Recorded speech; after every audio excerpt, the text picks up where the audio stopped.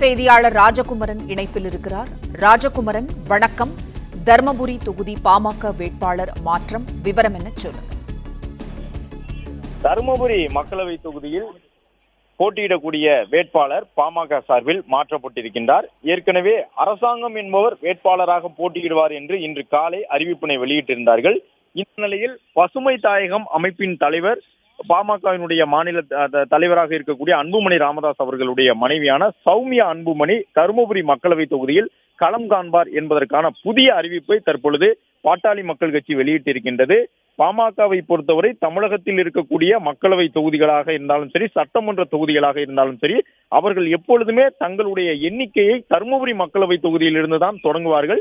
தருமபுரி தொகுதி அவர்கள் வலுவான தொகுதி, அவர்கள் ராசியாக நம்பக்கூடிய தொகுதி. அந்த அடிப்படையில் தருமபுரி மக்களவை தொகுதியில் இந்த முறை அன்புமணி ராமதாஸ் போட்டியிடுவாரா அல்லது சௌமியா அன்புமணி போட்டியிடுவாரா என்பதற்கான ஒரு மிகப்பெரிய எதிர்பார்ப்பு பாமக தொண்டர்களிடையே இருந்தது.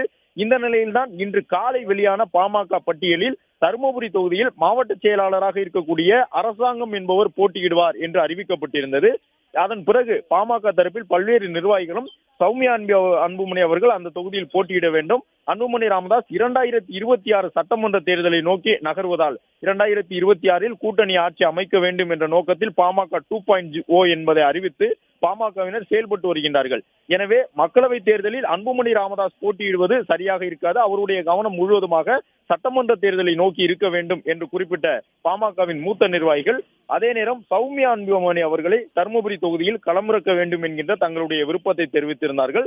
அதன் தொடர்ச்சியாக தைலாபுரம் தோட்டத்தில் நடைபெற்ற சந்திப்புகளின் மூலமாக சௌமியா அன்புமணி அவர்களை களத்தில் இறக்குவது என்று பாட்டாளி மக்கள் கட்சி தற்போது முடிவு செய்திருக்கின்றது.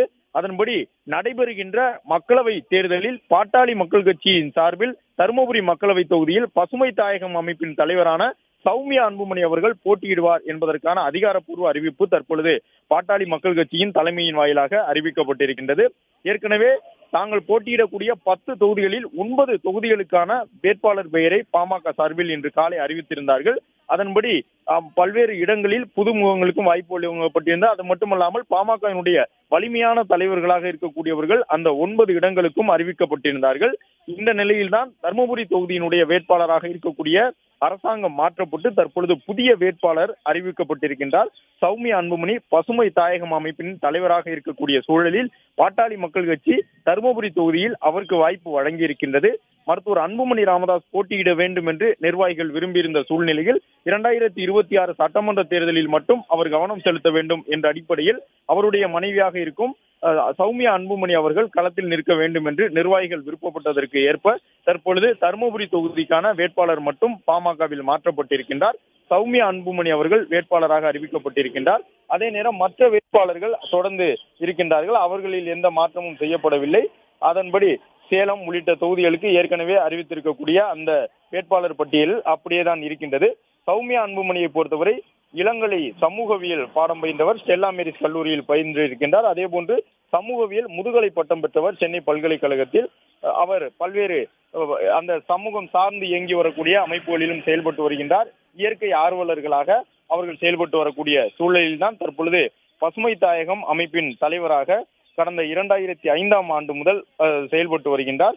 அதே போன்று குற்றால குறவஞ்சி, சிலப்பதிகாரம் போன்ற பல்வேறு தமிழ் இலக்கியம் சார்ந்த துறைகளிலும் அவர் விருப்பி செயல்படக்கூடியவராக இருந்து வந்திருக்கின்றார். அதன்படி தற்போது அவருக்கு இந்த தொகுதி தருமபுரி மக்களவை தொகுதி ஒதுக்கப்பட்டிருக்கின்றது.